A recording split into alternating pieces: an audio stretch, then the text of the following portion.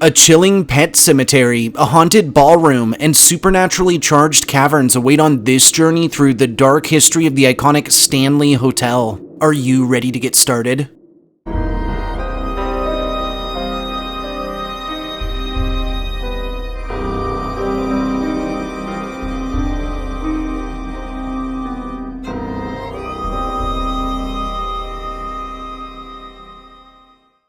Hey guys, and thanks for tuning in for this look at some of the most haunted places within the Stanley Hotel. Recognized for its luxurious accommodations, picturesque scenery, and ties to the famous author Stephen King, this weathered lodging is a veritable treasure trove of ghost stories and local urban legends. Let's jump right in.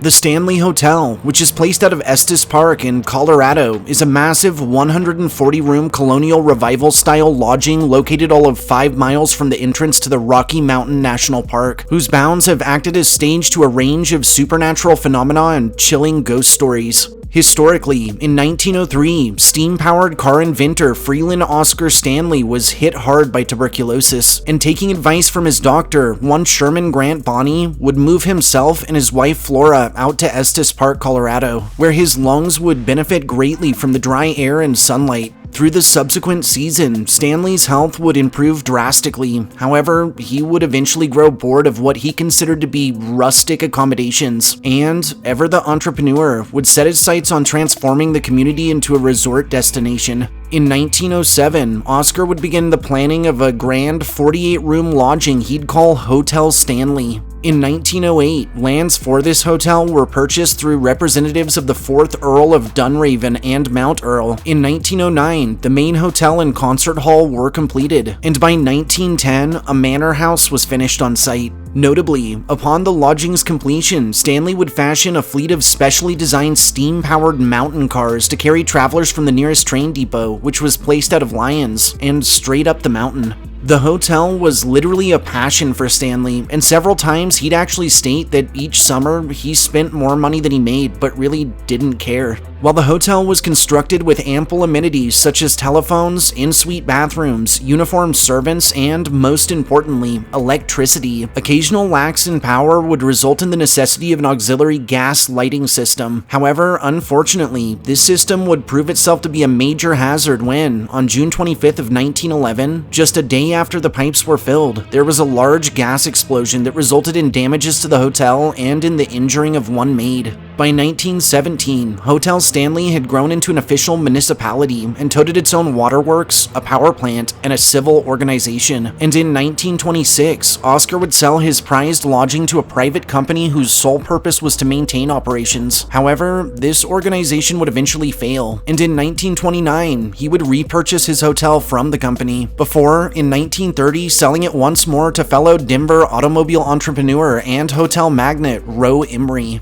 Despite his health condition, Oscar Freeland Stanley would go on to reach the ripe old age of 91 before, in 1940, passing just a year after his wife. Sadly, by the 1960s and 70s, the Stanley Hotel had fallen a far step from its glory days, and some even speculated that it was soon to be demolished. However, in 1974, one visit from a very special writer would change everything. During his residency in Boulder, Colorado, esteemed horror author Stephen King would commence work on a book he'd call Darkshine, which he planned would take place in an amusement park. However, he was unhappy with the setting. His work felt off, and on the word of local advice, he and his wife Tabitha would set out to spend the night at a grand old resort hotel in Estes Park, being none other than the Stanley. When they arrived, all the lodging's guests were just checking out for the winter season, leaving the Kings virtually alone in the remote palace. As Stephen would later describe it, the atmosphere within the hotel was like something out of a horror novel itself, with canned orchestra music echoing through its empty halls, and only one table with chairs actually down on the floor for them to dine at.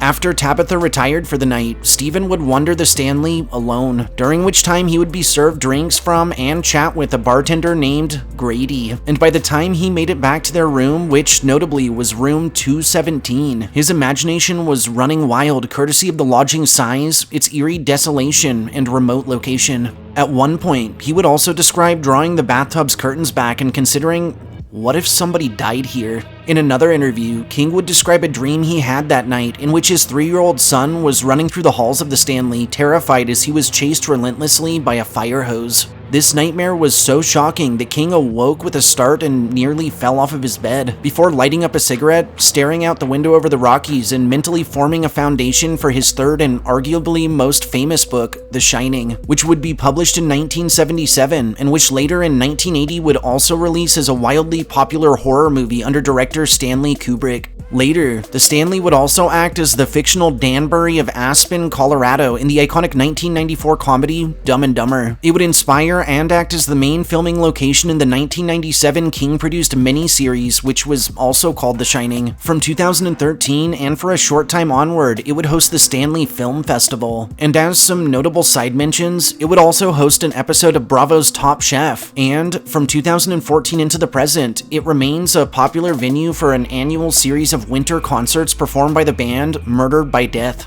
Oh, and for any who are feeling especially brave, both daytime historic tours and much more horror-centric night tours of this weathered old lodging are still offered. While the Stanley, or respectively the Overlook, is recognized as a terrifyingly haunted hotel on the silver screen, ironically, it also ties itself to some very real, very chilling supernatural activity, and both staff and guests over the years have reported a wide range of inexplicable happenings, such as extreme cold patches in well-heated spaces, the phantom smells of cologne, perfume, and tobacco smoke, and disembodied voices and commotions coming from rooms that are supposed to be vacant. The aforementioned King Suite, or Room 217, which the King stayed in, holds some shocking ties to a dark bit of hotel history all on its own. If you'll recall our chat about the 1911 gas explosion and the injured maid, well, that maid's name was Elizabeth Wilson, and at the time of the explosion, she was actually lighting lanterns in Room 217 when she was suddenly blasted through the floor and into the McGregor dining room. While Mrs. Wilson survived this harrowing ordeal, albeit with both ankles broken, she would eventually heal, recover, and live out the remainder of her days.